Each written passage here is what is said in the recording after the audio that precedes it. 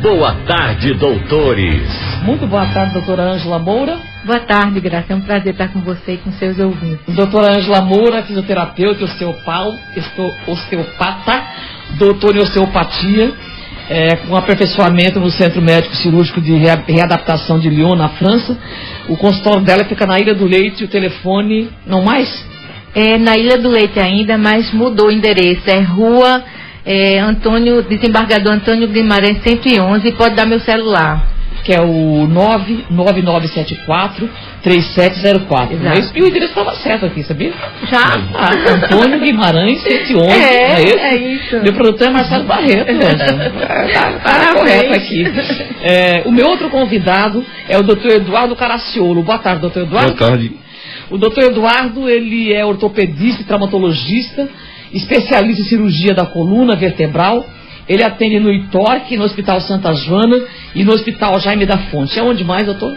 Na Orto e na Clínica Ortopédica de Piedade também. Poxa, você trabalha bastante, né? E você faz consultório e quando você operar, você leva o seu pessoal, seus pacientes de Santa Joana ou Jaime da Fonte? Geralmente assim, na maioria das vezes Depende da clínica que eu atendi o paciente, na verdade. Eu também atendo no Hospital Otávio de Freitas, né? O senhor também trabalha no estado? No Otávio de Freitas. Na ortopedia? Na ortopedia. E como tá? A gente tem histórias de ortopedia do hospital público sempre muito lotada e com o paciente que tem cirurgia eletiva para fazer quase nunca consegue fazer porque a urgência ocupa vocês. Continua do mesmo jeito esse quadro? É bem difícil, né? Porque tem uma demanda muito grande, um grande número de pacientes. A gente sabe que o serviço público tem várias limitações, né? Mas na parte de coluna, assim, apesar das limitações, a gente está conseguindo fazer um trabalho muito bom lá. Principalmente na parte de deformidades, né? A gente está conseguindo operar o paciente mesmo com as limitações, a gente consegue colocar a lista para correr, né? Quais são as deformidades? A grande maioria é escoliose, né? Lá. É a deformidade que é no plano coronal. Quando a gente vê o paciente de frente, tem aquelas curvas em C e em S, né, que são mais conhecidas, né? Você sabe que foi uma cirurgia dessa, estou lembrado agora, que alguém que você fez, eu acho que você fez, que alguém me recomendou você. Era uma cirurgia de escoliose, exatamente, que parece difícil. Bem complexo. Bem complexo, né? E importante para o paciente, né? Porque ele passa a ter uma vida quase que normal. Muda a vida do paciente, né? Porque geralmente o paciente tem escoliose, geralmente são meninas, né, adolescentes jovens. E quando opera, assim, muda a vida dela, né? Para o ouvinte que não sabe o que é escoliose, me diga mais ou menos como é que fica a aparência do paciente de escoliose. Eles se queixam bastante de assimetria da coluna, né? Fica com a cintura assimétrica, com o ombro mais alto, fica com, a gente chama de giba, né? Que é popularmente conhecido como corcunda, né? Aí melhora bastante com a cirurgia, né? Agora, o que acontece com o paciente que chega à mesa de cirurgia? Ele já fica assim ou ele vem de uma degeneração gradativa? Para a escoliose, a principal causa de escoliose é idiopática, né? Ou seja, até hoje ninguém sabe realmente a causa. Mas já nasce assim? É uma doença genética, né? Então, geralmente o paciente, quando chega na adolescência, que é quando o esqueleto, a coluna cresce mais rápido, então a deformidade aumenta rapidamente, né? Então, na maioria das vezes, quando a gente percebe que o paciente tem escoliose, está na época do estirão de crescimento, né? Na menina, geralmente é antes de menstruar, né? Então, na maioria das vezes. Agora, quando é que uma dor na coluna deve preocupar o dono dessa coluna? Geralmente, assim, uma dor persistente, que dura mais de um mês, num paciente que tem mais de 40 anos, que é associado à perda de peso, à febre, uma irradiação para a perna, então já começa a perrear mais, a preocupar mais, né? Na maioria das vezes, as dores na coluna, elas são autorresolutivas, né? Elas vão resolver antes da gente até investigar mesmo, né? Os pacientes com 3 semanas, 15 dias já resolvem, né? Na maioria das vezes. Paulo Maluf saiu da prisão e deu entrada no hospital sentindo dores muito fortes e o diagnóstico dele foi estenose do canal vertebral. É da sua ciência essa doença? Assim, a estenose do canal lombar, ela é frequente mais no paciente idoso, realmente, né? É a principal causa de cirurgia de coluna no paciente com mais de 60 anos. É a cirurgia para estenose do canal lombar. Então, o que é a estenose? É um estreitamento ou do canal vertebral ou de algum forame, onde saem os nervos, né? Causada por artrose, na verdade, né? Então, pode causar a compressão, um disco herniado, um ligamento hipertrofiado, um ligamento que aumentou de tamanho, ou um osteófito, que é o que chamam de bico de papagaio, né? Então, a estenose é um estreitamento Na coluna é causado por uma estrutura que pode ser um osso, disco ou ligamento. Né? E o tratamento é cirúrgico? Não, na maioria das vezes é conservador. A gente faz fisioterapia, analgesia, acupuntura, e o paciente na maioria das vezes evolui bem, medicamentoso também. O tratamento cirúrgico é a exceção, né? A gente opera quando o paciente tenta o tratamento conservador e não evolui bem, ou o paciente evolui com déficit neurológico progressivo, ou seja, começa a perder a função motora, ou então ele evolui com um distúrbio esfincteriano, né? Ele para de controlar a vontade de urinar ou de defecar, né? Então é a exceção. O que a osteopatia pode fazer por o paciente antes da cirurgia, até depois da cirurgia também, Ângela? Graça, a osteopatia tem o poder de, ao tocar o paciente, nós percebermos quais são as estruturas que estão comprometidas. Então, muitas vezes, por conta de uma hérnia de disco que causa uma estenose, a gente vai ver quais são os tecidos. Nem sempre a hérnia é só por conta de uma artrose, né, por conta de um desgaste, mas às vezes por um problema mecânico mesmo que causa a disfunção desse disco. O disco é um órgão que está no corpo, né, na coluna, para estabilizar. E muitas vezes por conta de má postura, de ligamentos que estão forçando mais de um lado do que do outro, por um processo compensatório, esse disco ele vai se apresentar uma lesão. A osteopatia vai reequilibrar esses tecidos envolvidos nesse problema, ao ponto de muitas vezes o paciente não precisar operar. Então, na literatura médica se diz que 5% dos casos é que são cirúrgicos. A maioria dos casos não é necessário uma cirurgia. Agora é preciso persistência do paciente para que faça adequadamente o tratamento e não só se submeta ao tratamento, como mude hábitos da sua vida diária. O que acontece é que o paciente vai com a dor muito forte por conta de uma protusão discal que já apareceu ali por conta da postura dele, de uma causa mecânica, de um desgaste que está havendo por conta das forças compensatórias nesses tecidos e tirando essa dor o paciente se alivia, mas não muda seus hábitos que levaram aquele problema, aquela lesão. Então fica difícil você tratar quando a pessoa não colabora. Mas se o paciente é um paciente que ele quer ficar bom realmente e ele colabora e faz uma atividade física logo depois que passa esse período de dor, nós temos mais de 90% dos casos de sucesso. E se a decisão for operar, quais são os métodos cirúrgicos que existem para a coluna? Assim, depende da patologia, na verdade, né? Assim, a principal... Eu acho que o maior volume que a gente tem de cirurgia são as doenças degenerativas, né? É artrose, uma hérnia de disco que o paciente tem, a própria estenose do canal lombar, né? Então, na maioria das vezes, hoje em dia, né, a gente faz uma abordagem que a gente chama por via posterior. A gente acessa a coluna pelas costas do paciente.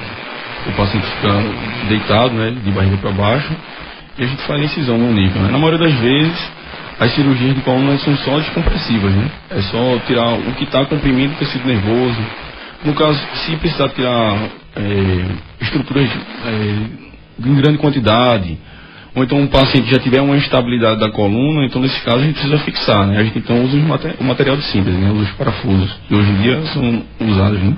Eu fiquei impressionada, tá aqui parafusos, pinos, aços, gaiolas, crosslink, placas, próteses, bloqueios, anestésicos, infiltrações. Isso aqui já são medicamentosos, né? Mas é um monte de pecinha que fica nas costas do paciente. Exatamente. O material que a gente usa na maioria das vezes é o titânio, né? Que é um material que tem a compatibilidade biológica muito grande, né? Então, o risco de infecção é baixo, o risco de ter alguma reação do corpo contra o titânio é muito baixo, né? Então, na maioria das vezes, coloca um material e o paciente vive o resto da vida com o material. Agora, essa cirurgia leva quanto tempo a recuperação? É muito rápido, realmente, né? Os pacientes questionam muito isso, mas a maioria das cirurgias... um medo que a gente tem. Todo mundo pensa que a cirurgia de coluna ela é traumática, ela é, enfim, a cama, mas a literatura fala até 3 meses em alguns casos. É porque a recuperação é gradativa, né? Mas, por exemplo, as cirurgias mais extensas, geralmente no primeiro dia o paciente já pode sentar, e no segundo dia já pode até andar. O que vai depender realmente é a tolerância do paciente à dor. Mas hoje em dia a cirurgia endoscópica, as cirurgias minimamente invasivas, os pacientes no primeiro dia, até no mesmo dia, já conseguem andar, às vezes conseguem ir para casa já no mesmo dia, né? E depois da cirurgia, Ângela, qual é o papel da fisioterapia? Bom, nas cirurgias que você tem cortes, então o tecido ele é modificado. Então é importante a atuação da fisioterapia na recuperação desses tecidos e na mobilidade, porque muitas vezes quando você restringe o tecido por conta da cicatrização, então você precisa que esse tecido seja recuperado e sua mobilidade seja recuperada, porque se o tecido conjuntivo ele estiver muito tenso, ele impede a mobilização, os músculos de se moverem. E é aí que a fisioterapia não só entra na parte analgésica, não é? Porque de tirar a dor, de aliviar o pós-operatório do paciente, mas também na recuperação das funções posteriormente. Agora, Graça, eu queria falar uma coisa importante que o doutor falou sobre escoliose e quando é que você verifica, não é, essa diferença, que é uma coisa muito importante que as pessoas, principalmente quem tem criança, a partir dos 8, 9 anos, deve prestar atenção se o ombro da criança está mais alto de um lado do que do outro. Então, essa diferença, você pode ver até na camisa da escola. Quando a mãe vai lavar a camisa, a camisa da escola está torta. E ela pode ver que está virada assim mais para um lado, a criança com certeza está dando uma diferença na coluna. E a coluna começa a entortar e as pessoas não percebem. E quando vem perceber, já está num grau que mais adiante vai precisar de uma cirurgia do Dr. Eduardo, né, para corrigir um grau muito elevado da escoliose, só uma cirurgia. Mas no começo desse desvio, eu trabalho com RPG, Reeducação Postural Global, associada à osteopatia, e nós temos condição de fazer com que uma criança em crescimento corrija essa escoliose, principalmente na parte estética. Então, eu tive meninas que tinham uma cintura mais baixa e se incomoda demais as meninas para usar um biquíni na praia, porque uma escápula, aquele osso das costas, fica mais baixo do que o outro. Então, você já sabe que está formando um desvio na coluna. Se o ombro está mais baixo e, consequentemente, a escápula está fazendo... Às vezes eu vejo modelos internacionais com escoliose horrível. E as pessoas não percebem um osso mais baixo do que o outro e aquelas meninas desfilando e não fazem um tratamento. A gente pode, como eu estava conversando antes do programa com o Dr. Eduardo, a escoliose, ela pode ser piorada ou corrigida mesmo na fase adulta. Então, se uma escoliose é um grau muito alto e precisa de uma cirurgia para correção, ele pode corrigir um adulto, porque mesmo depois de parar a fase do crescimento, ela continua progredindo. Com os esforços que a pessoa faz durante o dia, na vida diária, vai progredir. E a correção não só será cirúrgica, como também pelo RPG. A reeducação postural global mexe na musculatura, por quê? Porque o músculo tem uma propriedade de elástica, quer dizer, ele se deforma, ele muda. O elástico tem a propriedade de deformação. Então, se o músculo tem essa função de elasticidade, se ele tem nele, na sua estrutura, você pode modificar o corpo manualmente, com posturas, com esse método que foi criado por um francês, não é? O Suchard, que é muito conhecido já no Brasil, todos os médicos indicam RPG, Reeducação Postural Global, e eu sou uma das primeiras pessoas que trabalhou aqui em Recife com RPG. Há mais de 20 anos que eu fiz esse curso, fiz na França, com o Suchard, o próprio criador do método, e vim fazendo as formações ao longo do tempo, e isso é uma coisa que realmente eu tenho resultado de tratamento no consultório, de reequilibração do corpo, da postura, de adolescentes que tinham um grau muito alto de escoliose, e comprovadamente nas radiografias a gente verificou a diminuição sem cirurgia desses graus. Doutor Eduardo, o que faz com que nossa coluna sofra? É o desgaste do tempo só ou são alguns hábitos que a gente vai adotando? Na verdade, a doença degenerativa, né, que é a principal causa de lombalgia, ela é multifatorial, né? Então, um dos fatores, né, que a gente não tem como alterar é o envelhecimento, né? Então, com o envelhecimento já tem um desgaste da coluna, uma desidratação natural dos discos. Outro fator também é o fator genético, que é outro fator que também não tem o que fazer, né? É a herança que nós temos dos nossos pais. E outro fator também que contribui é a sobrecarga na coluna, né? Então essa sobrecarga pode ser um paciente que tem um peso muito elevado, né? Um MC alto, e também pode ser o trabalho da pessoa, né? Então uma pessoa que tem um trabalho que envolve muita sobrecarga na coluna, aumenta a chance de a pessoa ter doença degenerativa, né? Então são esses 3 fatores, né? A idade, fator genético e a sobrecarga na coluna, né? Com essa sobrecarga, eu queria chamar a atenção mais uma vez para o caso das mochilas escolares. Aquele peso para uma criança, não é, doutor, que está começando uma escoliose, um desvio, ele vai essa sobrecarga, o menino com a mochila, além da sua altura, né, um tamanho que é quase o tamanho da criança, um peso muito grande de livros escolares. Minhas filhas, quando estudaram nos Estados Unidos, não levavam livros para a escola pública.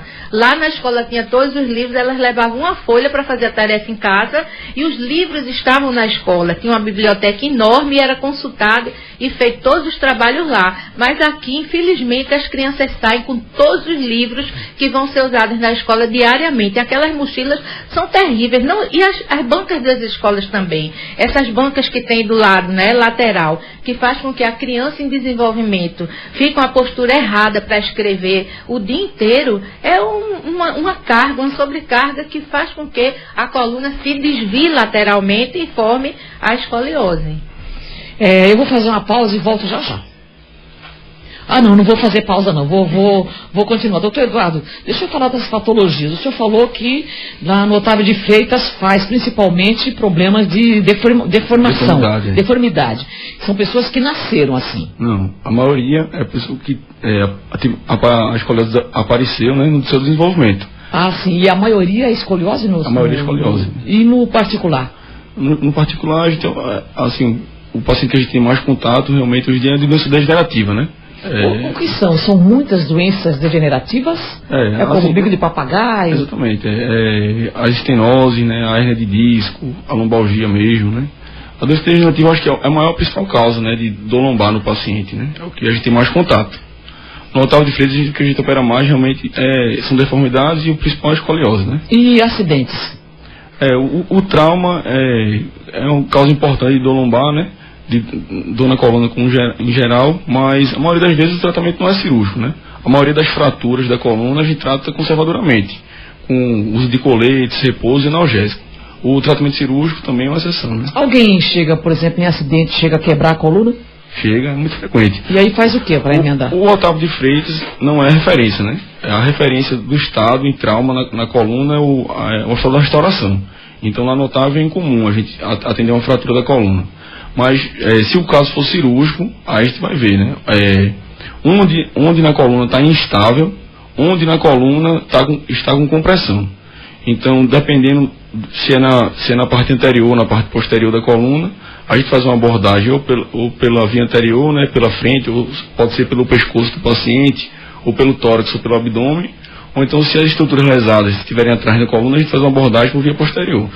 Na maioria das vezes é por via posterior que a gente aborda. E quando é que um ferimento na coluna pode fazer com que o paciente fique paraplégico? Se tiver uma instabilidade grande, que ocasiona uma compressão importante do tecido nervoso, aí nesse caso a gente tem um risco grande de ter déficit neurológico, né?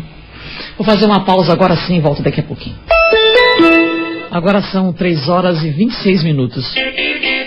O consultório do Rádio Livre. A Silvana está perguntando aqui: boa tarde, minha irmã de uns meses para cá começou a correr habitualmente, porém em setembro passou a sentir dor na perna e o médico indicou uma ressonância e descobriu um estresse por esforços mecânicos. Orientou fisioterapia e, se possível, hidroterapia e repouso. E com 2 meses repetisse o exame. Infelizmente o resultado mostra ainda sem melhoras e com mais edema com microfraturas trabeculares nos quadris. Sugeriu cirurgia. É o caso? Na verdade tem que avaliar, né? Assim, é muito difícil consultar o paciente, né? Mas tem que avaliar, na verdade, a queixa da paciente, o exame físico dela, na verdade, o que é que tem no exame, né? Na maioria das vezes essas microfraturas por estresse, né, como ela está dizendo, na maioria das vezes ela responde muito bem ao tratamento não cirúrgico, né? Com repouso, modificação da atividade, analgésico também, né? Mas foi causado mesmo pela corrida, o senhor acha? Ela disse que foi na bacia, pode causar. corrida excessiva pode causar fratura por estresse em vários ossos do corpo, né? Inclusive no sacro. É muito frequente corredor ter dor na nádega, e quando a gente vai faz o exame, tem uma fratura por estresse na asa do sacro, né? Bem frequente. O Eduardo diz que foi diagnosticado com uma protusão discal. É um tipo de hernia de disco, ele pergunta, tem cura? Qual o tratamento? Não, tem tratamento. É o seguinte, é muito frequente a gente ver no consultório, todo paciente assim chega achando que tem uma hernia de disco. Na verdade tem uma protusão, né? É bem diferente. A protusão é um abaulamento difuso do disco, geralmente não tem compressão importante de estruturas nervosas na maioria das vezes, né? A hernia de disco é uma doença de outra estrutura, na verdade é do núcleo. Dentro do nosso disco tem um núcleo pulposo, e quando esse núcleo ele migra para fora do canal e comprime alguma raiz nervosa, é a hernia de disco, né? A protusão tem tratamento, na maioria das vezes o paciente fica muito bem, é só mudar as atividades, fortalecer a musculatura, com fisioterapia e analgesia, né?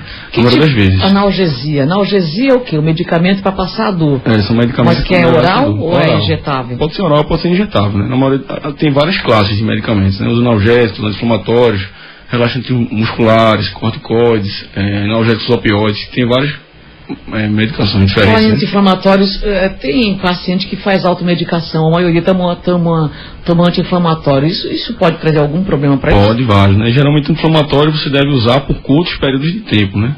Você usar anti-inflamatório por muito tempo pode trazer prejuízo para o estômago, né? Pode ter úlceras, sangramentos gastrointestinais. Fora isso também pode agredir o rim, né? Então, anti-inflamatório deve usar por curtos espaços de tempo. Ângela? Graça, uma protusão que cause dor, qualquer diferença, qualquer estrutura que apareça no nosso corpo que não está prevista naquela localização, vai causar um desconforto. Então, muitas vezes, esse desconforto faz com que o corpo tenha reações àquele processo, um processo inflamatório, e quando se cria um líquido além daquela protusão, aumenta ali a compressão naquelas estruturas adjacentes que estão em volta daquela modificação que houve no corpo.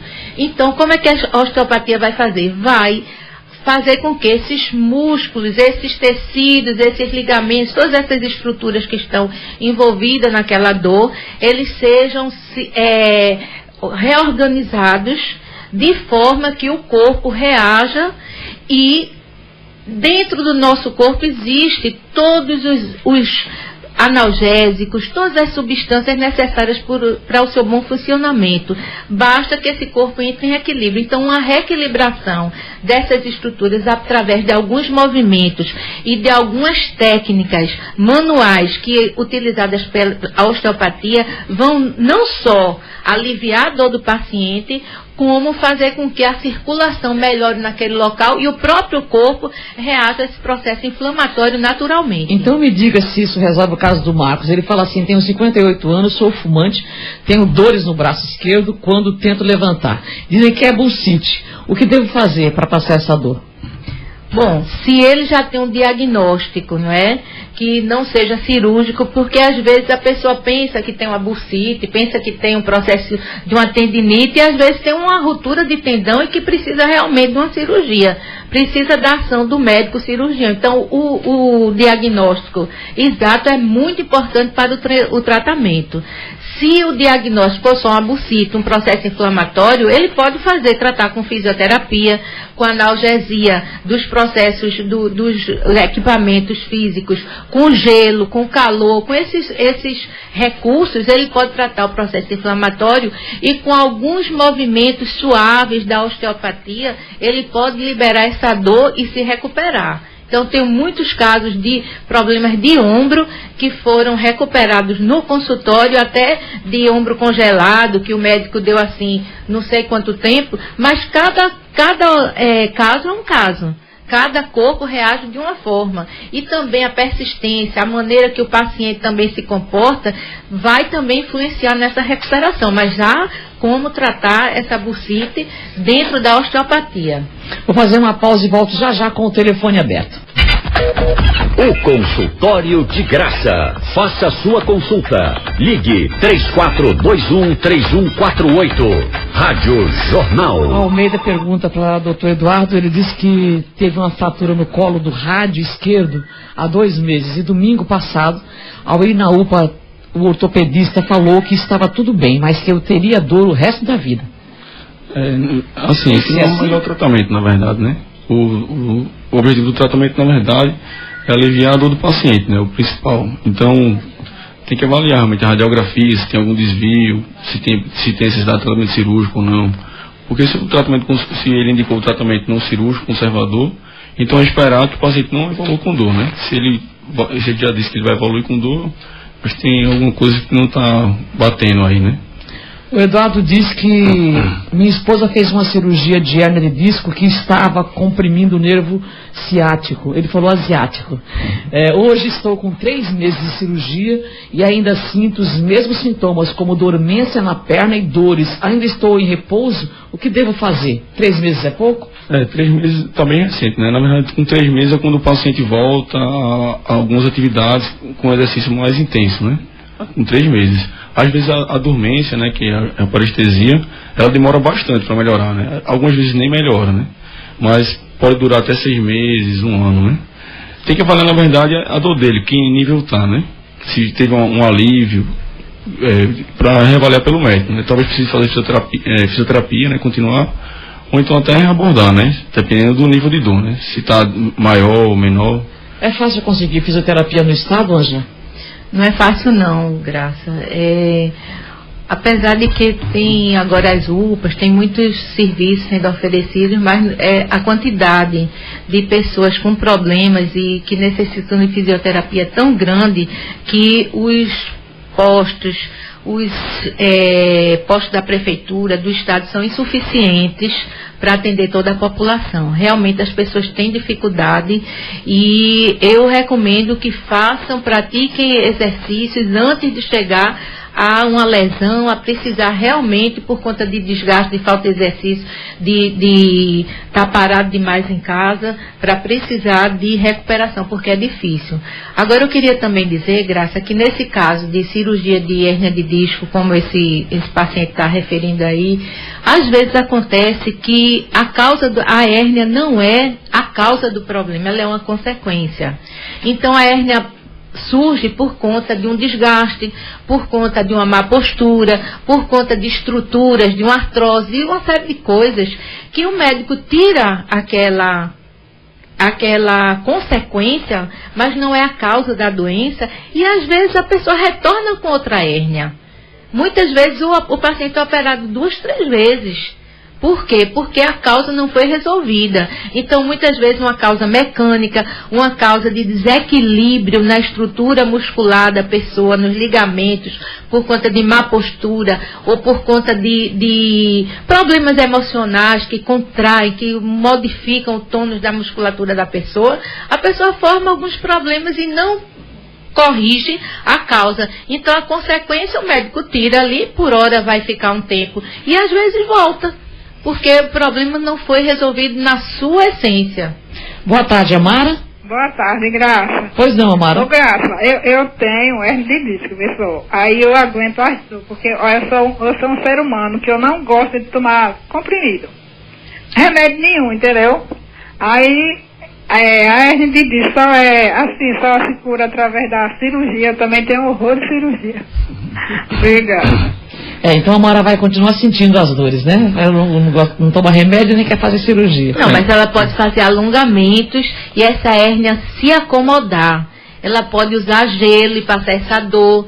O gelo, 20 minutos, de 2 em 2 horas, vai relaxar essa musculatura e vai ajudar a ela passar, sem precisar de remédios, a melhorar essa dor. E ela vai fazer alongamentos, pode fazer um pilates, e com isso recuperar os seus movimentos e parar de sentir o mal-estar causado pela protusão ou pela hérnia. Augusto, boa tarde. Boa tarde, Graça. Boa tarde, Graça, aos profissionais de saúde aí que estão nesse debate hoje. Fazer um relato em relação a meu pai. Ele tem 59 anos e ele tem uma escoliose bastante acentuada. E o que acontece? Ele, graças a Deus, ele conseguiu achar um local aqui no Recife, se eu não me engano, no bairro do Engenho do Meio, onde tem profissionais que fazem a parte de fisioterapia e algo do tipo. Então ele conseguiu melhorar bastante a qualidade de vida dele. Agora, em relação à escoliose, 2 perguntas. Qual é o hospital aqui da rede pública que faz a cirurgia, certo? E a segunda hipótese, quanto é que seria um investimento se fosse pagar de maneira particular essa cirurgia? Doutor Eduardo Caraciolo, por favor. Boa tarde, Augusto. Assim, você já disse que o seu pai melhorou bastante, né? Com o tratamento não cirúrgico, né? Fazendo fisioterapia nessa clínica, né? Então, a princípio, eu acredito que você deveria investir mais nesse tipo de tratamento, já que está tendo um bom resultado. Em relação aos hospitais que fazem esse tipo de cirurgia, os que eu tenho conhecimento são o Otávio de Freitas, onde eu trabalho hoje em dia, e o Getúlio Vargas, onde eu fiz minha formação. Então, nesses 2 hospitais, se tiver indicação, esse tipo de cirurgia faz no público, né? Em relação se fosse num serviço particular, essa cirurgia, assim, eu não tenho noção o valor exato, né? Mas seria algo muito caro mesmo, né? Eu não tenho o valor exato, mas acredito que seria mais de 100 mil reais. Até pelo tempo de internamento que é preciso, né? Depois da cirurgia. Pela idade do seu pai, né? Seria uma cirurgia de grande porte, ele precisaria ficar internado muitos dias, precisaria de acompanhamento em UTI, e fora o material necessário para a cirurgia, né? Para escoliose, provavelmente degenerativa, né? Jorge Maia, boa tarde, Jorge. Boa tarde para você, Graça, aí para o consultório. Tudo bem, né, Graça? Tudo, Jorge. Graça, eu quero fazer praticamente uma crítica e uma alerta. Eu sou funcionário público há 33 anos na área de saúde. O que eu vejo é no setor público e também na área privada, né? Com consultórios particulares. Vou falar sobre a coluna, que é o assunto. Por que os médicos aceitam no consultório público e privado cadeira que não é adequada para ele? Que ele passa mais ou menos 2 horas, 3 horas na consulta. Eu vejo cadeira com encosto quebrado, um médico, traumatologista, ortopedista, ele todo troncho. Aí, é o mais exemplo que ele está dando ao paciente. Eu quero saber essa dúvida do consultório. Um abraço. Um abraço, doutor Eduardo. Realmente, seu Jorge, você está certo. É mais um problema que a gente tem, né? No serviço público. Mas assim, eu acho que tem até outras prioridades, né?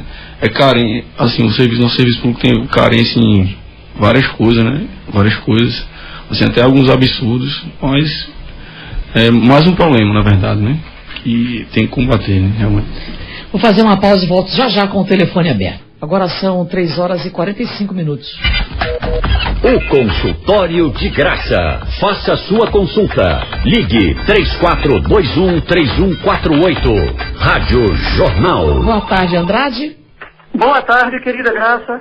Boa tarde, doutores. Feliz Páscoa para todos. Obrigada.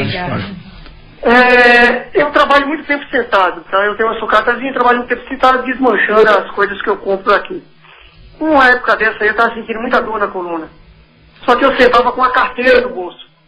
Tirei a carteira no bolso e as dores sumiram. É isso mesmo? Passar muitas horas sentado com a carteira no bolso pode causar dor na coluna? Obrigado. Que coisa impressionante, é isso, Ângela? Com certeza, porque ele vai fazer um desnível no sacro, não é? Nos isquios tibiais, nesses 2 ossinhos que sustentam a coluna quando você se senta, não é que a gente senta assim, botar a mão embaixo do bumbum, vai ver 2 ossinhos, são os isquios.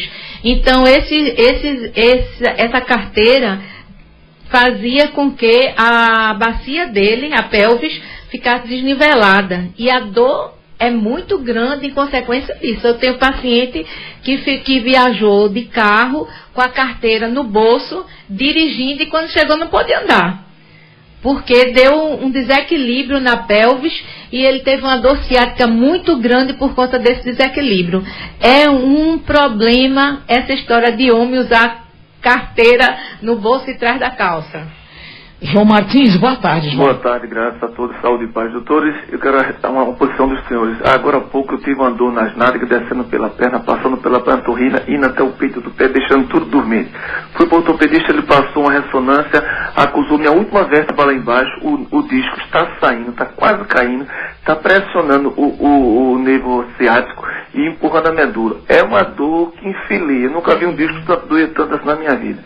Aí eu pergunto aos senhores, o ortopedista disse que é caso de cirurgia, o neuro também disse que é caso de cirurgia. Aí eu pergunto, Isso é um caso de cirurgia, doutor. Eu estou na base de analgésico, quando eu danço de 5 da tarde até amanhecer, não sinto a dor. Mas se eu me sentar, eu ando, me deito, não dói nada. Mas se eu me sentar, é aquela dor infeliz. Aí eu pergunto, é caso de cirurgia? Isso pode me trazer problema no futuro?